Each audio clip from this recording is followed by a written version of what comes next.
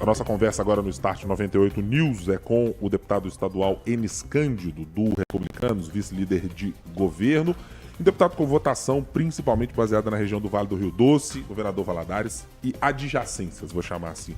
Seja muito bem-vindo à nossa bancada da 98 News pela primeira vez, deputado. Muito bom dia. Eu que agradeço, né? Satisfação te rever, mesmo agora aqui de casa nova.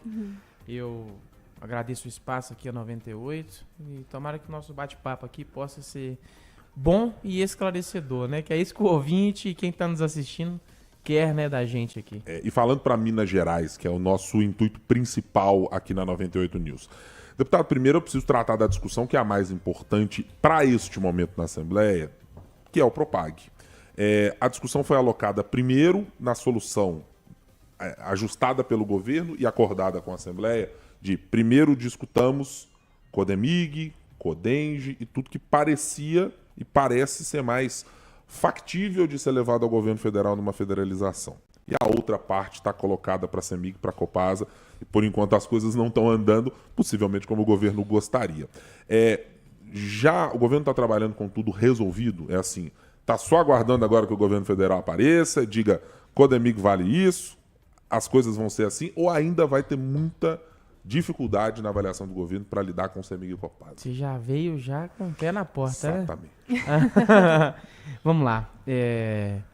Um assunto complexo. Não há de se falar que a casa e o governo hoje falam em outra coisa. Mas não é porque o governo e a casa não têm outras atribuições que precisam ser preocupadas, né? O Estado continua rodando do mesmo jeito, mas a meio disso nós precisamos de resolver o problema que não é só de Minas Gerais, é dos estados como um todo. E o que fica um pouco confuso para quem está nos ouvindo, nos assistindo, e precisa ser dito, é que existe um RRF rodando mesmo com o Propag em tramitação. O governo está pagando os seus débitos. Está pagando. Nós estamos falando que em junho agora pagamos quase 400, quando eu falo pagamos o Estado, né? 400 milhões de reais. Que poderiam estar aonde? No Hospital João 23... no Amélia Lins, que é a polêmica, que é lá no Hospital das Clínicas, investimento em infraestrutura. E aonde nós vamos chegar se nós não resolvermos? Caiu nessa legislatura. Aí eu posso te falar, tem desgaste? Não tem como você não votar isso sem desgaste. Tem desgaste. Tem desgaste lá na ponta, no leste e nos municípios adjacentes? Foi o que você contextualizou aqui onde é a minha base? Tem. Só que nós temos algumas comparativos, que eu posso ser tranquilo em dizer isso, que o Propag é muito melhor do que o RRF. O RRF já penalizava de cara o servidor. Você não vai poder fazer o ajuste, o reajuste, você não vai poder ajudar o servidor, vai ter que cortar, vai congelar. Aqui, no Propag não. No Propag você consegue ter você vai ter limitações, é claro, mas você vai conseguir com as suas prioridades. Aí eu acho que não é um dever de casa do governo atual, é quem vai suceder o governo Zema, que vai ter que fazer uma engenharia econômica diferente do que nós estamos vivendo nesses 2 mandatos do Zema. Nós precisamos de resolver, o Estado precisa de resolver isso, e os projetos chegaram diferentes, eles chegaram que poderiam ser vendidos para privado, e dentro da casa isso foi consenso, e aí nós temos que respeitar e falar isso em público aqui. O Tadeu, enquanto presidente da Assembleia, e o nosso capitão gosta de falar isso, ele morre de rir, eu fui jogador de futebol, eu gosto dessas analogias. Ele é o nosso capitão. E como capitão e líder, ele, desde lá de trás, nas idas a Brasília, preocupado com o RRF, vai no Rodrigo Pacheco, vai no presidente Lula, vai no governador, e aí ele vem com toda essa informação e traz para a gente dentro da casa, e tem nos norteado quanto a isso e preocupado. Então, existe o mais importante disso tudo: Assembleia Legislativa e governo do Estado num equilíbrio com o mesmo objetivo lá em cima. Nós precisamos de resolver o problema da dívida, que hoje é 165, que pode chegar em dezembro a 180 bilhões. É uma cifra que talvez o ouvinte não consiga nem entender o que vale isso, né? Então, o projeto mudou, né? Voltando à contextualização da sua pergunta, e nós lá na casa votamos autorizando a federalização. Aí eu vou dar uma opinião pessoal. Sim.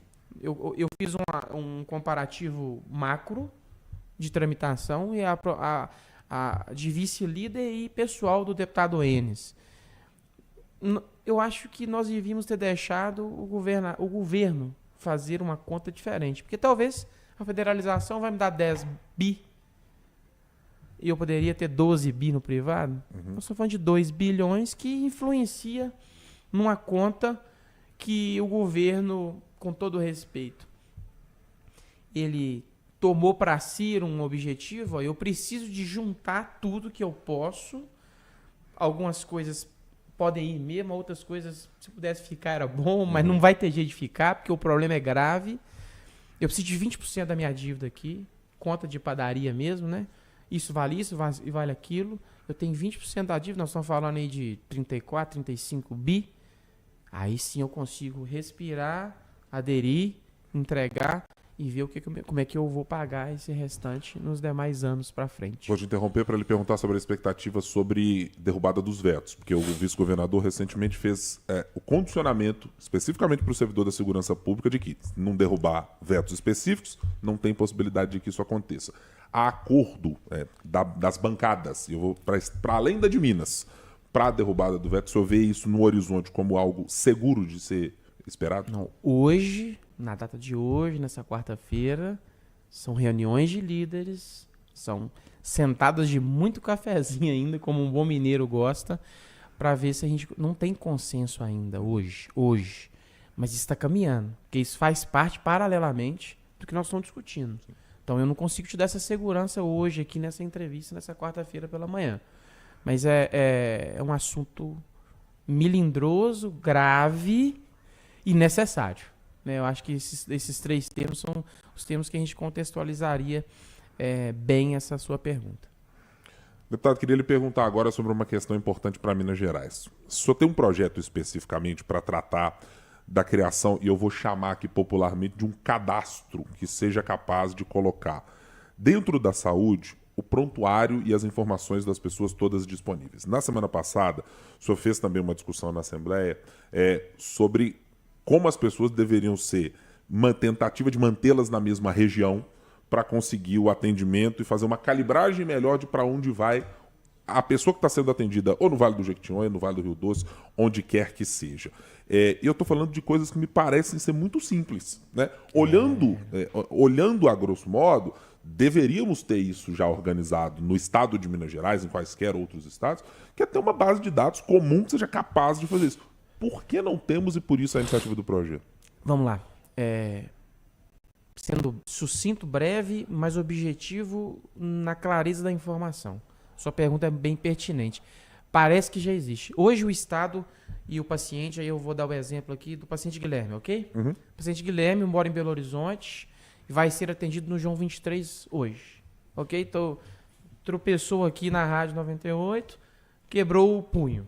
Entrou no João 23 ali agora, fez o cadastro, existe um sistema chamado SUS Fácil. Esse SUS Fácil é o sistema de regulação de pacientes no estado inteiro, aqui no Porta SUS, Sim. ok? Porta SUS. Então, Guilherme, idade, data de nascimento, nome da mãe, tá lá o cadastro, atendeu, engessou. Não é cirúrgico, engessou. Ok? Você vai me fazer uma visita lá em Governador Valadares, sentir um pouco de calor comigo, comer uma rosca da Prato, tomar um café. Aí chega lá, você passa mal. Sentir uma disposição, tem que ir para o hospital municipal. Eu vou cadastrar o Guilherme, o que eu vou achar dentro desse SUS Fácil? Só o cadastro do seu endereço, nome da sua mãe, eu puxo pelo nome, o número do CNS, que é o Cartão Nacional do SUS, os seus dados pessoais, mas eu não puxo o que aconteceu no João 23. Então, o meu projeto de lei, eu quero saber o que além de engessar o punho do Guilherme no João 23, o médico que está te atendendo lá em Valadares precisa saber de informação. Talvez você já fez um hemograma aqui ontem, fez um exame mais caro, uma tomografia de abdômen, porque na hora que você caiu, você falou que bateu a barriga em algum lugar, então poderia ter sido um trauma de abdômen fechado. Aí você já tem uma tomografia de abdômen, um hemograma completo, aí você chega lá em Valadares e faz tudo de novo. Mais custo, mais demora você no pronto-socorro, talvez não é nada. é só um Buscopan que vai resolver o seu problema, você vai sair do pronto-socorro. Nós estamos querendo um pronto-socorro para paciente grave, não para o Guilherme que está com a indisposição. E aí não, lá vai o Guilherme fazer tudo de novo em Governador Valadares. E o que eu quero é unificar a informação. O Estado vai ter que me dar a condição de eu atender o Guilherme em Montes Claros, em Valadares, e saber o que ele tem feito. Isso já acontece no aplicativo do governo federal, nas vacinas, né, é exatamente aquela informação, mas do prontuário do paciente como todo. Seria um prontuário eletrônico informativo, não é o prontuário que eu vou entrar e vou fazer o atendimento, não. É o histórico de atendimento em qualquer porta de SUS dentro do estado de Minas Gerais. É possível fazer isso sem despender recursos com a estrutura de tecnologia de informação que o governo de Minas já dispõe, ou é preciso abrir licitação para contratar dentro do uma próprio empresa? SUSFácil? Você vai abrir uma aba dentro do próprio SUSFácil com histórico. A instituição que já tem esse sistema dentro da sua... E vai linkar. Cada hospital tem um software de gestão. Sim. Ok? Lá em Governador Valadares, o Hospital Municipal tem um, o Hospital Samaritano tem outro, e eles conseguem comunicar com o SUSFácil, esse software de gestão. Então, a informação do software de gestão linkada ao SUSFácil, essa informação daqui vem para aqui.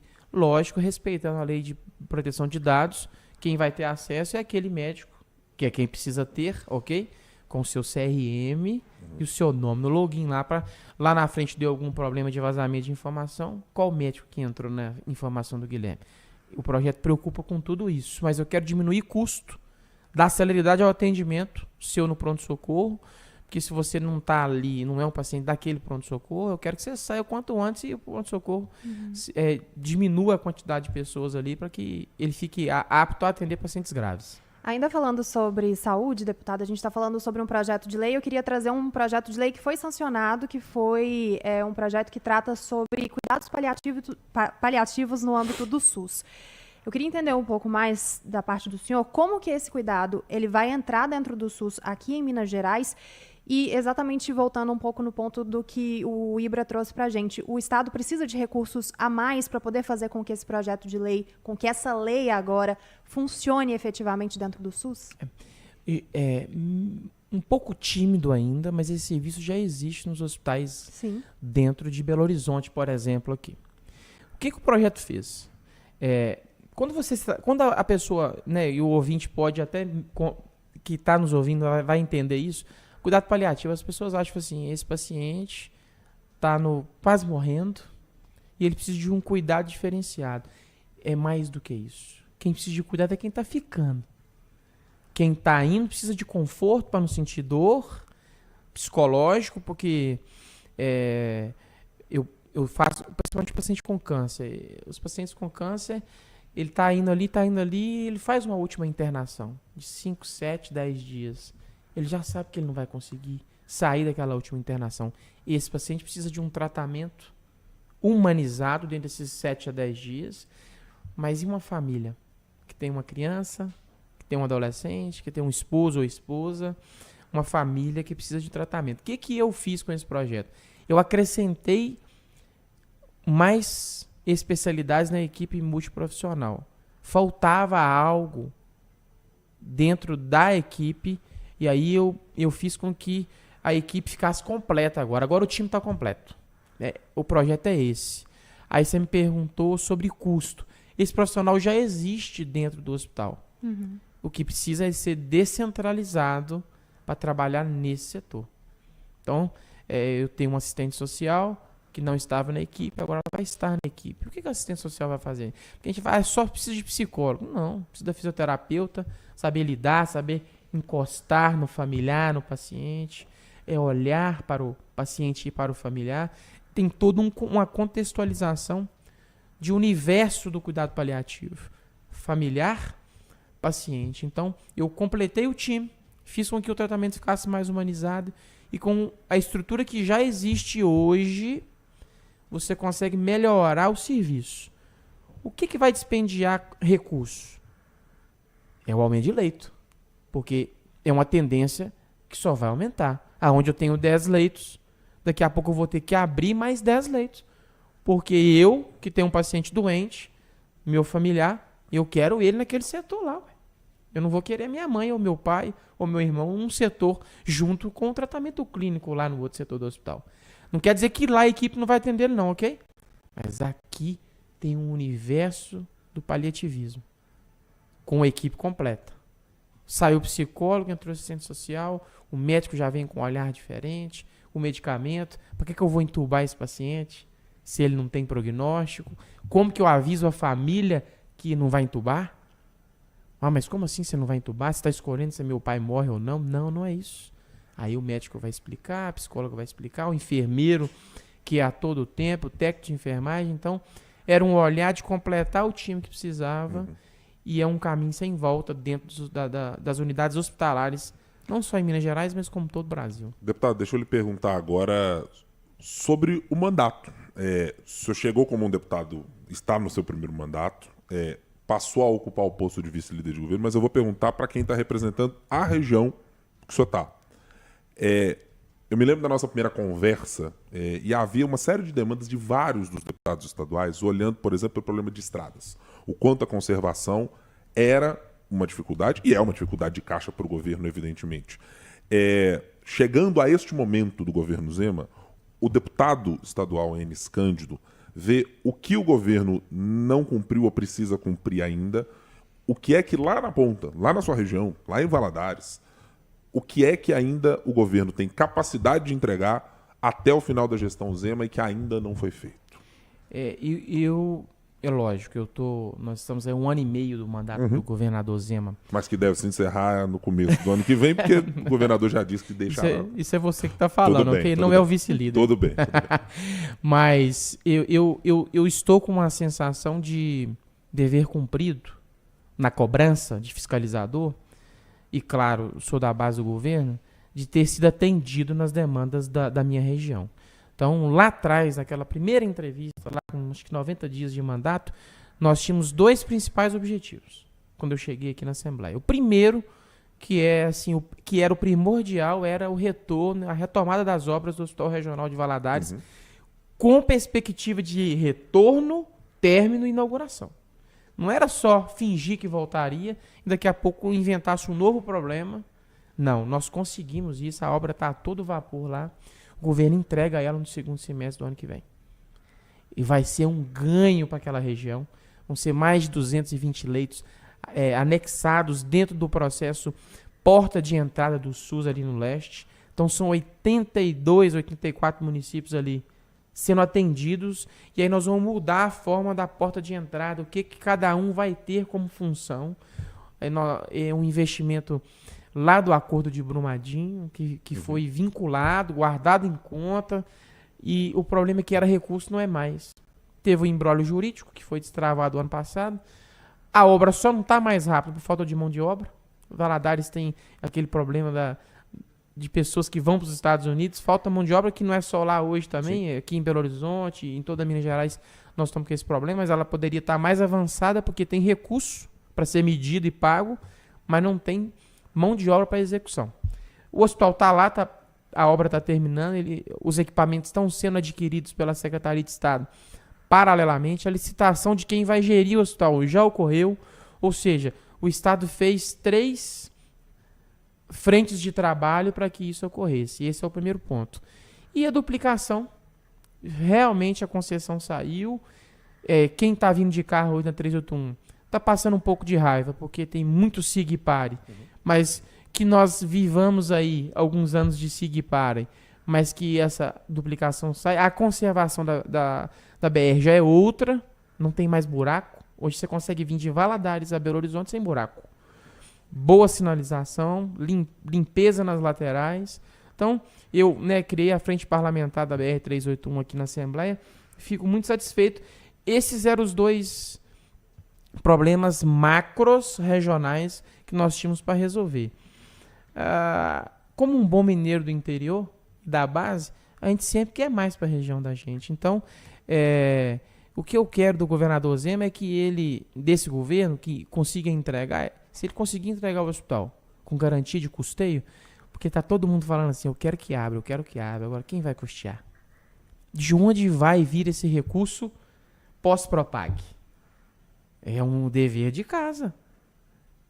Como vai fazer? Vai ser tripartite mesmo? O governo federal vai entrar com a perspectiva de 50%? Isso está sendo conversado? Então, é provocação do meu mandato. E eu tenho condição técnica, por ser gestor hospitalar, de sentar à mesa com a Secretaria de Estado e falar: doutor Fábio Baquerete, o senhor está indo inaugurar o ano que vem junto com o governador. Você falou que parece que vai ser outro, né? A partir de... Dito pelo governador mesmo. Inaugurou o hospital, e aí? Aquele hospital vai custar de 15 a 20 milhões mês. Então, o governo federal vai mandar 10, o Estado vai mandar 5, e os outros 5 vão ser rateados per capitamente pelos 84 municípios. Vai ser tripartite? Ah, não vai ser. Vai ser um aporte pelo Valor a Minas, pelos programas estaduais, que são programas exitosos, né? Eu quero aqui parabenizar o doutor Fábio e o governador pelo Valora e pelo Opera Mais. Deu acesso, conseguiu contemplar o hospital pela sua produção. Assim, eu tô num desempenho bom, eu recebo. E a tabela, para você que não é da saúde, para você entender, a tabela a gente chama de CBHPM, que é a tabela que a Unimed hoje ela tem como referência. O Opera Mais tem procedimentos que pagam melhor. Ou seja, o Estado deu a condição de a gente conseguir contratar um profissional, incentivar o profissional a ir para o bloco cirúrgico do SUS, para operar a Dona Maria, o Sr. João, o Sr. José, como se ele estivesse sendo remunerado lá na Unimed. E isso é um ganho para o governo, para o Estado como um todo. Deputado estadual, vice-líder do governo Zema na Assembleia Legislativa, Enis Cândido, do Republicanos, obrigado pela primeira conversa. A gente está aqui abrindo espaço para falar sempre muito sobre Minas. Falamos aqui sobre a região do Alto Paranaíba, estamos agora falando sobre a região do Vale do Rio Doce, sobre o governador Valadares, e assim esperamos fazer com todos os parlamentares e com a política. Para tratar muito de Minas Gerais, nós somos um veículo que quer ser e será 100% Minas Gerais. Então volte para trazer outras iniciativas e outras discussões importantes para o Estado, que a gente certamente vai chamar. Eu vou estar sempre à disposição. Obrigado aí pela oportunidade e pelo espaço.